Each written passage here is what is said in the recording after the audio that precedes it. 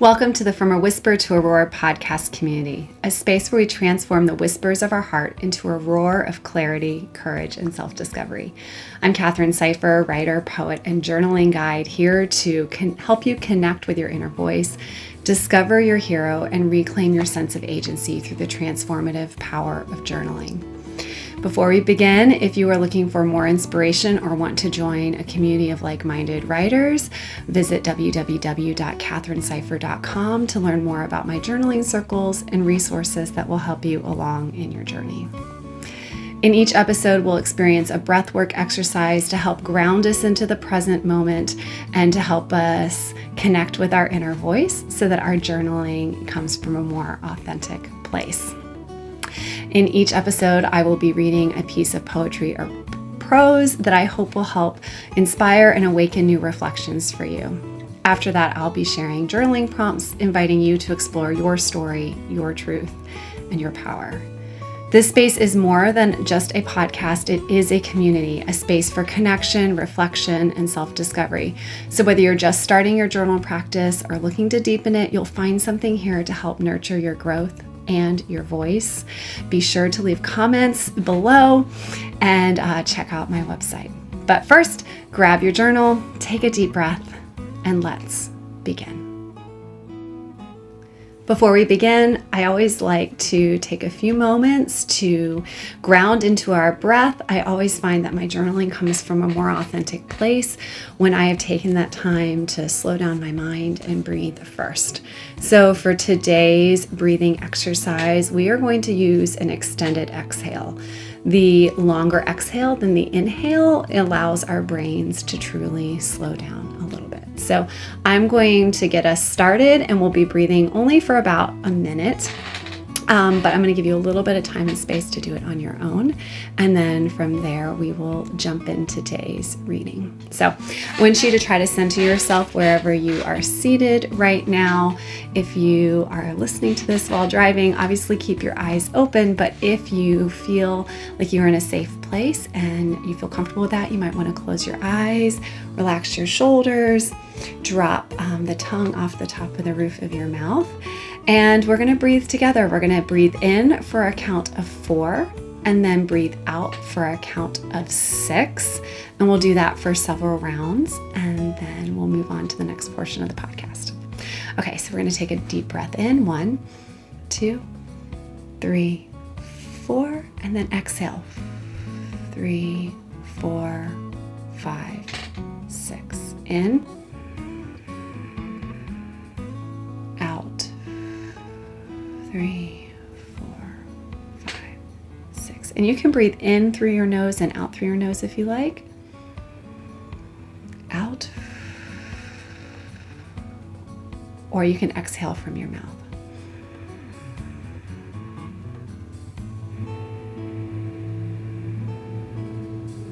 I'll give you a few more moments to breathe on your own without my cues.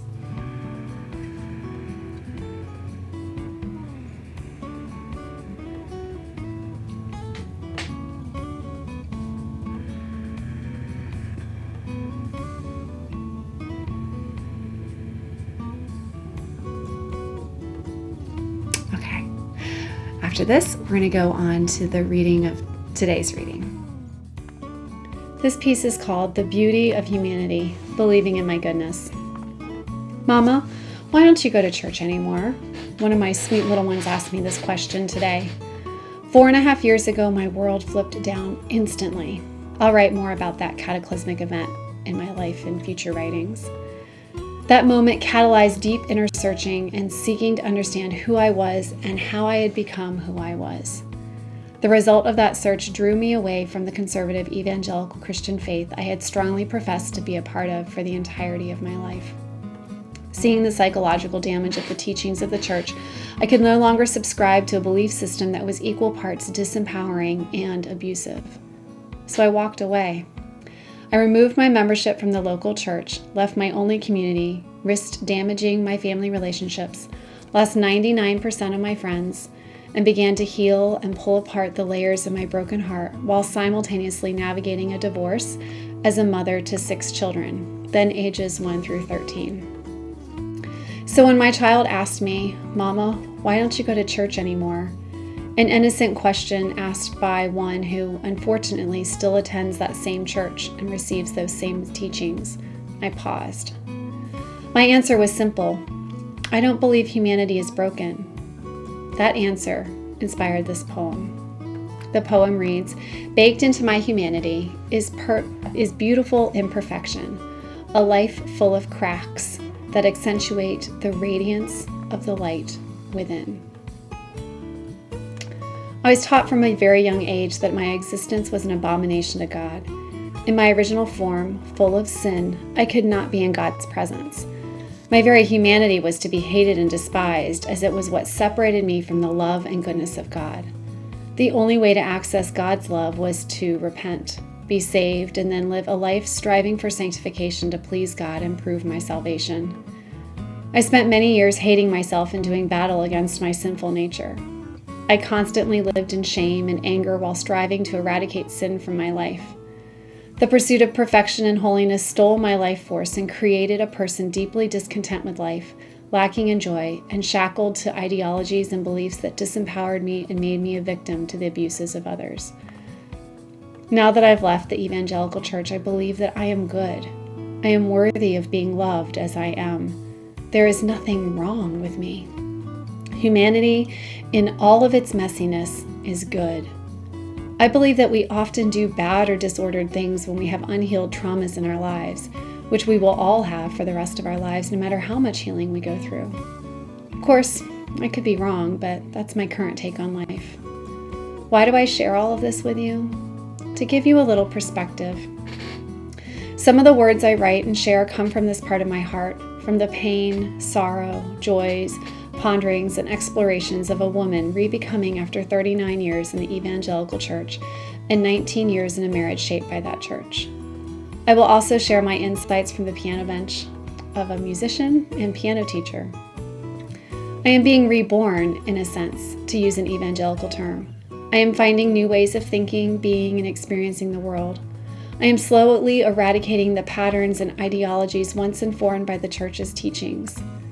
I am constantly questioning who I am, where I'm going, and which parts of myself are truly me and not versions of myself once forced into the mold of the church's teachings. Leaving the faith has changed everything about how I view and interact with the world. Though the initial sting has passed and much of the fog has lifted, I continue to unearth new questions about what it means to be human. I'll never pretend to have the answers or prescribe a universal solution for everyone. Those days are behind me.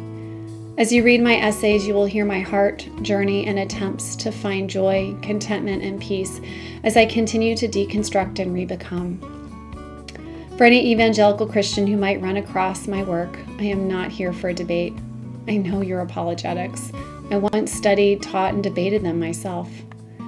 So please do not comment or send me messages to argue this point with me or to let me know you are praying for me.